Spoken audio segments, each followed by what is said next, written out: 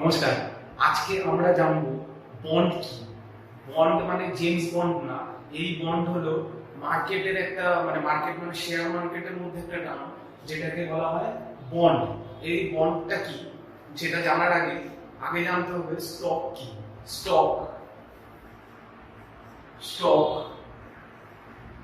এই টার্মটা খুব শোনা যায় যারা শেয়ার মার্কেট খেলেন বা যারা শেয়ার মার্কেটের সাথে যুক্ত, তারা এই টার্মটা খুব ইউজ করে। স্টক মার্কেট বলা হয়, যেটা আমাদের হেড অফিস, ভারতবর্ষের হেড অফিস যেটা মুম্বাইতে রয়েছে, এটাকে স্টক বলা হয়। তো স্টকটা কি না, আপনি যখন একটা স্টক কিনছেন তার মানে হলো আপনি কোনো একটা কোম্পানি, যে কোম্পানির স্টক আপনি কিনছেন সেই কোম্পানির যে টোটাল অ্যাসেট আছে, যে কোম্পানি, সেই কোম্পানির যত মার্কেটে ক্যাপিটাল রয়েছে এবং সেই ক্যাপিটাল খাটিয়ে তারা যে প্রফিট করছে, টোটাল যে অ্যাসেটটা রয়েছে সেই অ্যাসেটের অংশীদারই হচ্ছেন আপনি। অংশীদার হচ্ছেন কিছুদিনের জন্য, যতদিন আপনি কিনে রেখেছেন ততদিন অবধি কিন্তু আপনি সেই অ্যাসেটের একটা ছোট অংশের অংশীদার হয়ে গেলেন, মানে আপনি কোম্পানির এক রকমের মালিক হয়ে গেলেন। তো এটাকে বলা হচ্ছে স্টক। স্টক ভালো করে বুঝতে হলে আগে আমাদের বুঝতে হবে ইকুইটি কি। ইকুইটি, ইউআইটিওয়াই, এই ইকুইটি কি। তার আগে বুঝতে হবে অ্যাসেট কি।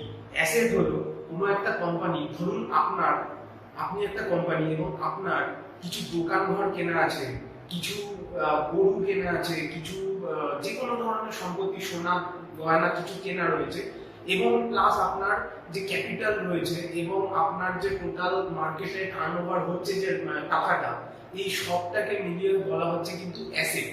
অ্যাসেট, অ্যাসেট, এটাকে অ্যাসেট বলা হয়। এটার থেকে যখন আপনার মার্কেটে যে ধার রয়েছে, যে ধারটা আপনাকে চোকাতে হবে, আপনি হয়তো কারোর থেকে লোন নিয়েছেন বা আপনার কাউকে দেওয়ার আছে সেই টাকাটাকে বলা হয় লায়াবিলিটি। তো অ্যাসেট থেকে লায়াবিলিটি বা অ্যাসেট, এগুলো যে শুধু টাকাই হবে এমন নয়, এগুলো কিন্তু সম্পত্তিও হতে পারে। লায়াবিলিটিও কিন্তু কোনো সম্পত্তি হতে পারে। তো সেই অ্যাসেট থেকে লায়াবিলিটিকে যদি আপনি বাদ দিয়ে দেন, তাহলে যেটা পড়ে থাকে সেটাকেই বলা হয় ইকুইটি। এই ইকুইটিকেই কিন্তু আরেক কথায় বলা হচ্ছে স্টক। এই ইকুইটিকে আরেকটা ভাষায় বলা হচ্ছে স্টক।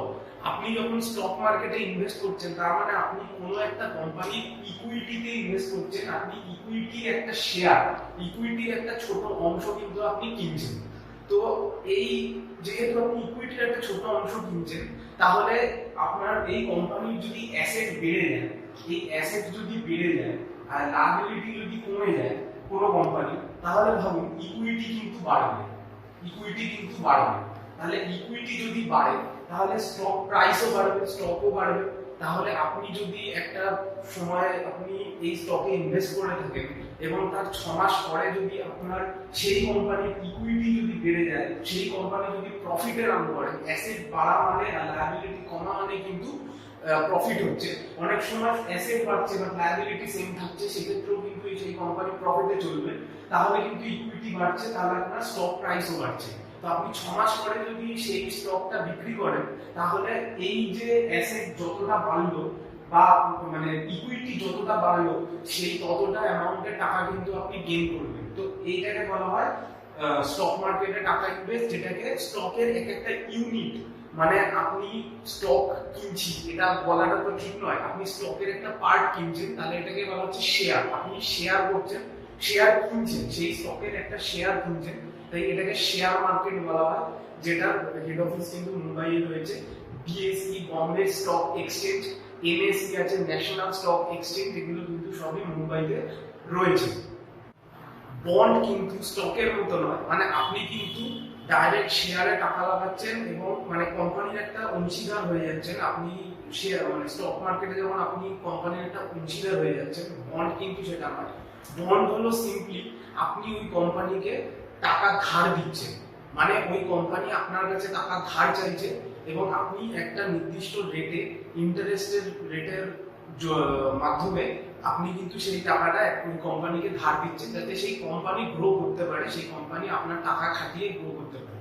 এই যে আপনি যেখানে দিচ্ছেন সেটাকে কিন্তু বলা হচ্ছে বন্ড। তো কোম্পানি বিভিন্ন রকমের বন্ড তৈরি করে। কোম্পানি বিভিন্ন ধরনের মানে বিভিন্ন কোম্পানি বন্ড তৈরি করে, আপনি বন্ড কিনছেন মানে আপনি সিম্পলি টাকা ধার দিচ্ছেন।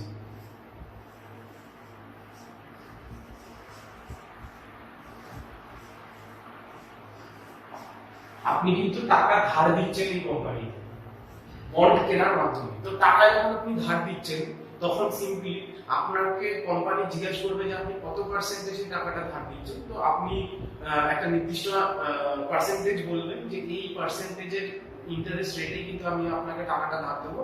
কোম্পানি এগ্রি হচ্ছে এবং এগ্রি হয়ে আপনার থেকে সেই টাকাটা নিচ্ছে এবং একটি নির্দিষ্ট দিনের পরে যখন আপনাকে কোম্পানি টাকাটা ফেরত দেবে তখন কিন্তু সেই ইন্টারেস্ট রেট সমেত আপনাকে দেবে। এখানে কিন্তু আপনি কিছু ডাইরেক্ট গেইন করছেন না স্টক মার্কেটের মতো। এখানে কিন্তু আপনি শুধুমাত্র যে প্রিন্সিপালটা দিয়েছেন মানে যে অ্যামাউন্টটা আপনি টাকাটা দিয়েছেন সেটা ফেরত পাবেন এবং সেই টাকার উপর যত মাস ধরে আপনার বন্ডটা কেনা ছিল তত দিনের ইন্টারেস্ট প্লাস হয়ে অ্যাড হয়ে আপনি সেই টোটাল টাকাটা ফেরত পাবেন। তো এই হচ্ছে মেইনলি বন্ডের হিসাব। পৃথিবী জুড়ে বিভিন্ন ধরনের বন্ড হয়। এক হলো corporate bond, 2 number municipal bond, 3 number government and agency bond. আরো 3 ধরনের বন্ড আছে, কিন্তু এগুলো এই তিনটে বন্ড হলো সবথেকে বেশি ইম্পর্টেন্ট। তো কর্পোরেট বন্ড কি, নাম শুনে বোঝা যাচ্ছে যে কর্পোরেট কোম্পানি যারা আছে তাদের দ্বারা যে বন্ড তৈরি করা হয় সেই বন্ডকে কিন্তু কর্পোরেট বন্ড বলে। যেমন ধরুন আদিত্য বিল্ডার গ্রুপের কোনো বন্ড হলো, বা ধরুন রিলায়েন্সের কোনো, ধরুন রেল ক্যাপ বা এই ধরনের রিলায়েন্স ক্যাপিটাল এই ধরনের কোনো বন্ড কোম্পানির বন্ড হলো। তো এগুলোকে বলা হয় কর্পোরেট বন্ড। এগুলো কিন্তু গভর্নমেন্টের কোনো হস্তক্ষেপ থাকে না। কোম্পানিরা তাদের বন্ড তৈরি করে একটা মার্কেটে একটা জায়গায় তৈরি করে এবং সারা ভারতবর্ষের লোক সেই বন্ডে কিন্তু ইনভেস্ট করতে পারে। ভারতবর্ষের বাইরের লোকও কিন্তু সেখানে ইনভেস্ট করতে পারে অ্যাট দেয়ার ওন রিস্ক। কারণ যদিও এটা টাকা ধার দেওয়া হচ্ছে একটা নির্দিষ্ট ইন্টারেস্ট রেটে, আগে থেকে ঠিক করা রেটে, তবুও কোম্পানি যদি কোনো রকম ভাবে যদি লসে রান করে তাহলে কিন্তু তারা আপনার পেমেন্টকে ডিলে করতে পারে। এখানে কিন্তু বন্ডে কিন্তু একটা নির্দিষ্ট সময় অন্তর অন্তর পেমেন্টের চুক্তি হয়ে থাকে। মানে আপনি যখন কোনো বন্ড কিনবেন তখন কিন্তু আপনার যে কোম্পানির বন্ড কিনছে তার সেই কোম্পানির সাথে কিন্তু একটা চুক্তি হয় যেখানে আপনি ইন্টারেস্ট রেট লিখবেন যে এই ইন্টারেস্ট রেট, এবং সেখানে কিন্তু একটা নির্দিষ্ট দিন অন্তর, ধরুন প্রতি মাসে পেমেন্ট বা প্রতি কোয়ার্টারলি পেমেন্ট বা বছরে পেমেন্ট, এরকম কিন্তু কিছু পেমেন্ট মেথড আগে থেকে পেমেন্ট টাইমলাইন কিন্তু আগে থেকে দিয়ে দেওয়া থাকে। সেখানে এগ্রি কোম্পানি এবং আপনি দুজনে এগ্রি করলে তবেই কিন্তু এটা হয়। তো সেই এগ্রিমেন্ট ওয়াইজ যে পেমেন্ট টাইম আছে সেই টাইম কিন্তু দিলে কোম্পানি করতে পারে। তো এটা হলো কর্পোরেট বন্ড। কর্পোরেট কোম্পানিগুলো কিভাবে তাদের বন্ড তৈরি করে বা কিভাবে তারা মার্কেটে আসে সেটাই এখন জানার বিষয়। সেটা হলো প্রথমে যখন কর্পোরেট কোম্পানিগুলো ঠিক করে যে তারা বন্ড তৈরি করবে, তারা কিন্তু প্রথমে ব্যাংকের সাথে কনসাল্ট করে, ব্যাংকের কাছে যায়। ব্যাংক তাদেরকে অ্যাডভাইস করে যে আপনাদের কত টাকা মানে কত সত্যি বন্ডের দরকার কিনা বা কত টাকার বন্ডের দরকার, কিরকম ব্যাপার। ব্যাংক কিন্তু এই ব্যাপারগুলোতে অ্যাডভাইস করে। যদি দেখা যায় যে কোম্পানির ব্যাকগ্রাউন্ড সেরকম ভালো নয়, এখানে একটা অপশন আছে রেটিং এজেন্সি বলে। রেটিং এজেন্সি হলো কিছু এজেন্সি আছে যারা বিভিন্ন কোম্পানিকে রেটিং দেয়। এই রেটিং বিভিন্নভাবে ঠিক হয়, সেটা সেই ডিটেইলে আমি এখন যাচ্ছি না। তো এই রেটিং এজেন্সিরা বিভিন্ন কর্পোরেট কোম্পানিকে রেটিং দেয়। তো ব্যাংক দেখে যে কোনো কোম্পানির কাছে, যে কোম্পানি বন্ড তৈরি করতে চাইছে সেই কোম্পানির কাছে রেটিং আছে কিনা। যদি রেটিং থাকে দেন ওকে, যদি রেটিং না থাকে তাহলে কিন্তু ব্যাংক এখানে রেটিং এজেন্সি খুঁজে দেওয়ার জন্য হেল্প করে কোম্পানিগুলোকে, যাতে কোম্পানিগুলো রেটিং এজেন্সি খুঁজে পায়। তো এই রেটিং দেওয়ার পরে কিন্তু ব্যাংক তাদেরকে সাজেস্ট করে যে আপনারা লিগ্যাল ডকুমেন্ট তৈরি করুন। লিগ্যাল ডকুমেন্ট তৈরি করার দরকার হয়, কারণ ব্যাংক এবং কোম্পানির মধ্যে যে বোঝাপড়াটা হচ্ছে, যে অ্যাডভাইস দিচ্ছে ব্যাংক, যে কনসাল্টটা করছে কনসাল্টিং, সেই কনসাল্টিং একটা প্রমাণ কিন্তু গভর্নমেন্টকে দিতে হয় এবং বিভিন্ন লিগ্যাল প্রসিডিওর আছে, সেই প্রসিডিওরগুলো কমপ্লিট করতে হবে। তো এইগুলো করার জন্য কোম্পানি বাইরে থেকে অ্যাটর্নি বা উকিল কিন্তু নিতে পারে, ব্যাংকও দিতে পারে এবং কোম্পানি বাইরে থেকে নিজেদের উকিলও নিতে পারে। তো এই অবধি ব্যাংক কিন্তু বিভিন্ন কোম্পানিগুলোকে, প্রায় কর্পোরেট কোম্পানিগুলোকে হেল্প করে। যেসব কোম্পানি প্রথম বন্ড মার্কেটে আসছে তাদেরকে কিন্তু কিছু তাদের যে প্রসেস, তারা যে প্রসেসটা এই যে আমি বললাম ব্যাংকের সাথে কনসাল্ট করার সময় যে প্রসেসটা করা হয়, সেই প্রসেসে কিন্তু ইনভেস্টরদের কাছে, মানে যারা টাকা লাগাবে তাদের কাছে কিন্তু শো করতে হয়। এই প্রসেস শোয়িং যে ব্যাপারটা, এটাকে বলা হয় road show for bond market. তো এই রোড শোর মাধ্যমে, এই রোড শো কিন্তু আমাদের যে বিভিন্ন পলিটিক্যাল র্যালি হয়, গাড়ি যায়, রোড শো হয়, সেই রোড শো নয় যেখানে চিন্টু মিন্টু পাশে দাঁড়িয়ে থাকে, সেই সব রোড শো কিন্তু নয়। এখানে কিন্তু ভারী ভরকাম রোড শো হয়। এখানে প্রত্যেকটা কোম্পানিকে কিন্তু ইউরোপের এক একটা জায়গায় এই রোড শোটা করা হয়। কোথাও কোনো বছরে লন্ডনে হয়, কোনো বছর প্যারিসে হয়, কোনো বছর ফ্র্যাঙ্কফুর্টে হয়। তো এই জায়গায় গিয়ে কিন্তু ইনভেস্টরদের কাছে বোঝাতে হয় যে তাদের প্রসেসটা কি, তারা কিভাবে এগোচ্ছে, তাদের রিস্ক, তাদের কোম্পানিতে যদি কেউ ইনভেস্ট করে সেই ইনভেস্টমেন্টের রিস্ক কতটা, কোম্পানি ডুবে যাওয়ার সম্ভাবনা কতটা বা কোম্পানি প্রফিটে যাওয়ার সম্ভাবনা কতটা আছে। সবকিছুই সম্ভাবনার উপর, এখানে ডেফিনেট কিছু বলা যায় না, কিন্তু সেই সম্ভাবনাটা বোঝাতে হয় ইনভেস্টরদের কাছে। এবং ওখানে ঠিক করতে হয় যে মার্কেট বন্ড প্রাইস কত হবে। বন্ড প্রাইস মানে মার্কেটে যে ইনভেস্টরদের কাছে, মানে সাধারণ মানুষের কাছে সেই বন্ড বিক্রি করার যে প্রাইসটা, সেই প্রাইসটা কত হবে সেটা কিন্তু ওখানে বসে ঠিক করা হয়। ইন্টারেস্ট রেট কত হবে সেটা কিন্তু ঠিক করা হয়। কতদিন অন্তর অন্তর ইনভেস্টরদের বা যারা কিনেছে বন্ড, সেই কেনার সেই লোকেদের কাছে কতদিন অন্তর অন্তর টাকার পেমেন্ট করা হবে, সেই ব্যাপারগুলো কিন্তু ওখানে ডিসকাস করা হয়ে থাকে। সবকিছু ঠিক হয়ে যাওয়ার পর কোম্পানিগুলো কিন্তু ওয়েট করে, ব্যাংক এবং কোম্পানি, যে ব্যাংক তাদেরকে হেল্প করছিল সেই ব্যাংক এবং কোম্পানিরা ওয়েট করে যে কখন উইন্ডো অফ অপরচুনিটি আসবে। Window of opportunity, window of opportunity, বুঝে নিন বাকিটা লিখলাম। উইন্ডো অফ অপরচুনিটি মানে সম্ভাবনার জানলা কবে খুলবে।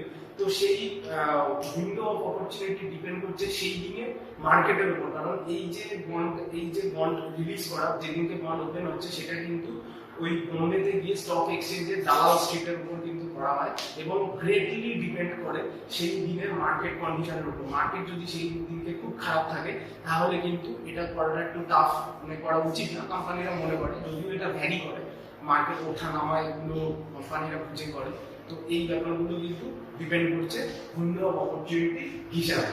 নেক্সট টপিকে যাওয়ার আগে একটা কথা বলি, সেটা হলো আমাদের বেঙ্গল থেকে কিন্তু ইউপিএসসি দেওয়ার বা এইরকম হায়ার র্যাঙ্কের গভর্নমেন্ট সার্ভিস করার প্রবণতা কিন্তু কমে যাচ্ছে। তো আমি চাইছি যে আমার এই টিউটোরিয়ালের মাধ্যমে যেন সেই প্রবণতাটা বাড়ে এবং বাংলা থেকে কিন্তু অনেক অফিসার, আজকালকার আপনারা দেখেই থাকবেন যে কলকাতা এবং বিভিন্ন সারাউন্ডিং বেঙ্গলের যত জায়গা আছে, এখানে কিন্তু বড় বড় আইএএস আইপিএস বা রেলের বড় কর্তা বা পুলিশ অন্য সেক্টরের বড় বড় কর্তারা কিন্তু বেশিরভাগই নন বেঙ্গলি হয়। তো এই ব্যাপারটা যাতে একটু হলেও কমানো যায়, তো আমার আন্তরিকভাবে প্রচেষ্টা সেটাই, যাতে আমি যদি একটু হেল্প করতে পারি যাতে এটা কিছুটা হলেও বাড়ে এই সংখ্যাটা। তো সেই জন্যই আমার এই প্রয়াস। তো যাই হোক, আসি নেক্সট টপিকে, যে গভর্নমেন্ট বন্ড।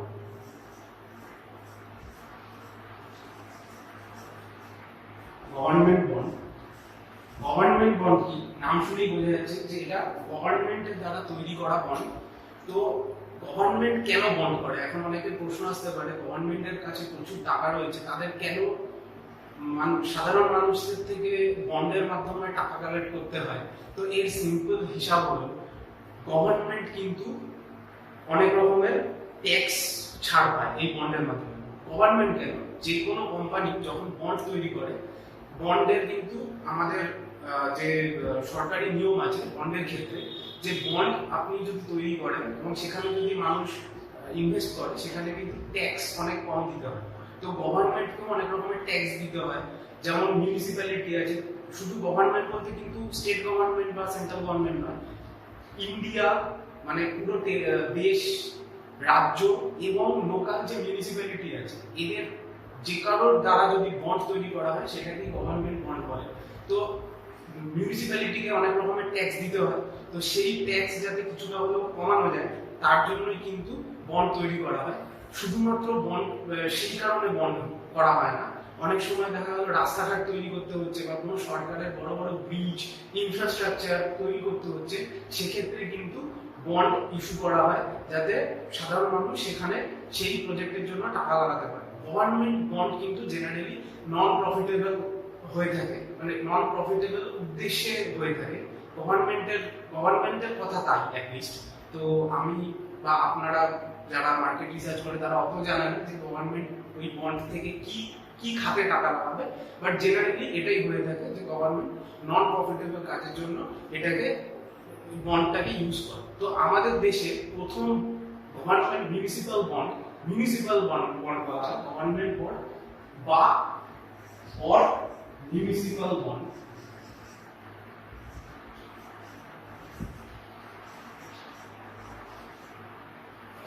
সেন্ট্রাল গভর্নমেন্ট যদি কোনো বন্ড তৈরি করে সেটাকেও কিন্তু মিউনিসিপাল বন্ড বলা হয় থাকবে, এমন নয় যে শুধু মিউনিসিপ্যালিটি যে বন্ড তৈরি করে তাকে মিউনিসিপাল বন্ড বলা হয়। দেশ, রাজ্য, স্টেট গভর্নমেন্টও যদি কোনো বন্ড তৈরি করে সেটাকেও কিন্তু মিউনিসিপাল বন্ড বলা হয়। তো আমাদের দেশে প্রথম মিউনিসিপাল বন্ড তৈরি করেছেন যোগী আদিত্যনাথ, ইউপির যে চিফ মিনিস্টার, তিনি কিন্তু প্রথম মিউনিসিপাল বন্ড ইন্ট্রোডিউস করেছেন, এর মধ্যেই করেছেন। তো এখন যদি প্রশ্ন আসে যে ভারতবর্ষের প্রথম মিউনিসিপাল বন্ড কোন স্টেট বা কোন সরকার তৈরি করেছে, সেটা হবে উত্তরপ্রদেশ সরকার বা ইউপি গভর্নমেন্ট কিন্তু প্রথম মিউনিসিপাল বন্ড তৈরি করেছে। মিউনিসিপাল বন্ড কিন্তু দু রকমের হয়ে থাকে, একটা হলো জেনারেল অব্লিগেশন বন্ড বা জিও। এই জেনারেল অব্লিগেশন বন্ড কি?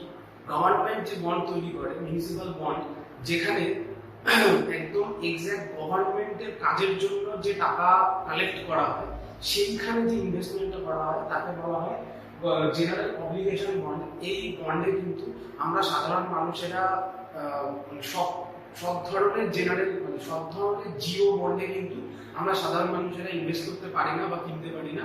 গভর্নমেন্ট থেকে অন্য যেসব গভর্নমেন্ট সেক্টরস আছে তারা কিন্তু এখানে টাকা ইনভেস্ট করে এই জিওতে। এর মধ্যে কিন্তু কোনো রকমের ধরুন একটা জাতীয় সড়ক তৈরি করা হচ্ছে, সেন্ট্রাল গভর্নমেন্টের উদাহরণ দিয়ে বলছি, ধরুন একটি জাতীয় সড়ক তৈরি করা হচ্ছে এবং সেই সড়কের যে খরচার জন্য বন্ড তৈরি করা হচ্ছে, সেই বন্ডে কিন্তু আদার্স গভর্নমেন্ট সেক্টরের যে টাকা মানে সেক্টরগুলো আছে সেখান থেকে কিন্তু টাকা ইনভেস্ট করা হয়।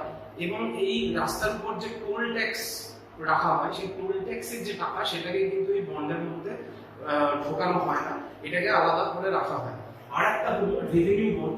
রেভিনিউ বন্ড হলো কোনো গভর্নমেন্টের কাজের জন্য, ধরুন কোনো গাড়ি ইউজ করা হচ্ছে, গাড়ির তেল ইউজ করা হচ্ছে, বা ধরুন কোনো সরঞ্জাম সামগ্রী কিছু কেনা হচ্ছে, সেখানে যে তার জন্য যে বন্ডটা তৈরি করা হয় সেখানে কিন্তু আমরা সাধারণ মানুষেরা ইনভেস্ট করতে পারি। তো এটাকে বলা হচ্ছে রেভিনিউ বন্ড। এই ধরনের দু ধরনের বন্ড কিন্তু মিউনিসিপাল বন্ডের আন্ডারে পড়ে। আর এক ধরনের বন্ড হয় তার নাম হলো এজেন্সি বন্ড। এই এজেন্সি বন্ড কি না, গভর্নমেন্টের দ্বারা কিছু স্পন্সর করা এন্টারপ্রাইজ, ধরুন গভর্নমেন্ট কোনো একটা প্রাইভেট কোম্পানির উপর টাকা ইনভেস্ট করেছে এবং ডাইরেক্ট স্পন্সর করছে, গভর্নমেন্ট সেই কোম্পানিকে প্রমোট করছে, তো সেই কোম্পানির যে বন্ড হয় তাকে বলা হয় এজেন্সি বন্ড। এই এজেন্সি বন্ড কিন্তু বিভিন্ন সেক্টরে দেখা যায়, যেমন বিভিন্ন পরিবহন সংস্থা, যেখানে গভর্নমেন্ট আন্ডারটেকিং পরিবহন সংস্থা, বা রেলও যেমন আস্তে আস্তে আইআরসিটিসি যেমন আস্তে আস্তে রেলকে নিয়ে নিচ্ছে, সেটাও কিন্তু এক রকমের গভর্নমেন্ট স্পন্সর এজেন্সি। এই ধরনের কোম্পানি যে বন্ড ইস্যু করে তাকে কিন্তু বলা হচ্ছে এজেন্সি বন্ড। এই এজেন্সি বন্ডের আরেকটা নাম হলো এজেন্সি ডেট। এজেন্সি ডেট মানে হলো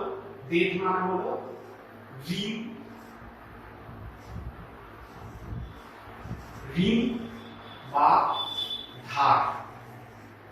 ডেট মানে হলো ঋণ বা ধার। এই এজেন্সি বন্ডের কিন্তু আরেক নাম এজেন্সি ডেট। তো এই হলো বন্ড। আশা করি বন্ড বিষয়টা আমি মোটামুটি ভাবে বোঝাতে পেরেছি, যতটা পরীক্ষায় আসে ততটাই। তো নেক্সট আরো বিষয় নিয়ে আমি নেক্সট ভিডিওতে আসবো। ততদিন অবধি শুভরাত্রি।